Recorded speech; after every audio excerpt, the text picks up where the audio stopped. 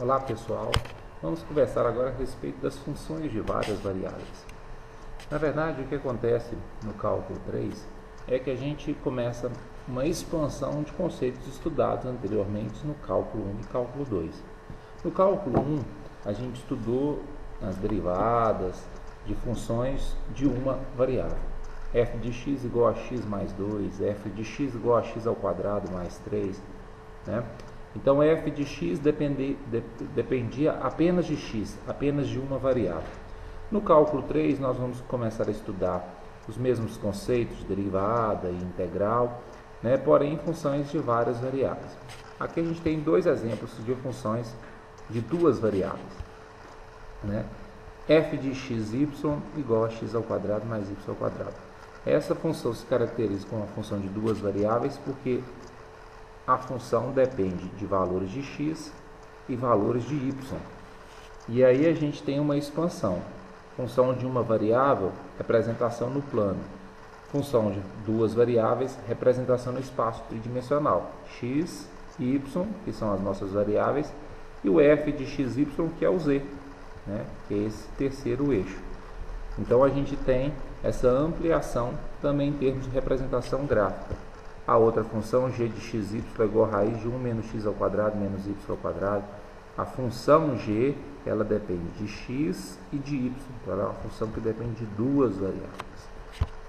Vamos, então, a um exemplo, a um exercício da lista de exercícios. Exercício 4, no qual a gente tem que determinar e esboçar o domínio de uma função e também determinar qual é a sua imagem. Então, primeiro, para trabalharmos com o domínio de uma função. O domínio de uma função, né, ele para a função de várias variáveis tem o mesmo comportamento, a mesma análise do que uma função de uma variável. Na verdade, a gente vai analisar restrições referentes à nossa função. Por exemplo, f de xy igual a raiz de 1 mais x menos y ao quadrado, ela tem uma restrição por ser uma raiz quadrada. E por ser uma raiz quadrada, não admite dentro dos números reais valores negativos. Então, raiz de número negativo não existe. Por isso, o termo, né, a expressão que está dentro da raiz deve ser positiva. Então, domínio 1 mais x menos y ao quadrado deve ser maior ou igual a zero, né? Então, a restrição é a mesma de função de uma variável. É raiz, é fração, é logaritmo. A diferença é que no lugar de ter só o x, eu vou ter mais variáveis dentro dessa raiz, nessa fração, nesse logaritmo. Então, na nossa função, mais x menos y ao quadrado, como está dentro da raiz quadrada, deve ser maior ou igual a zero. Ou também pode ser escrito x maior ou igual a y ao quadrado menos 1, né? Isolando o x. Né? Então, isso seria o nosso domínio. Agora, como representar o nosso domínio? Então, o nosso domínio, né, ele vai ser representado dentro do plano xy, né, que são as variáveis relacionadas nessa equação. X maior ou igual a y ao quadrado menos 1. Então, a gente tem duas situações, x igual e x maior. Então, nós vamos representar essas duas situações para gerar o esboço do nosso gráfico. X igual a y ao quadrado menos 1 é a parábola que aqui está representada. Então, essa parábola faz parte do domínio. Porém, a gente tem essa segunda parte, que é o x maior do que y ao quadrado menos 1.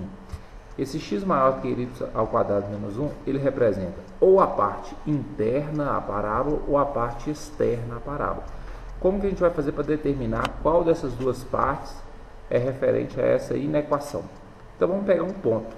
Eu peguei o ponto 2, 3, x igual a 2 e y igual a 3. Como que eu verifico se esse ponto faz parte ou não do domínio? Eu substituo na minha equação.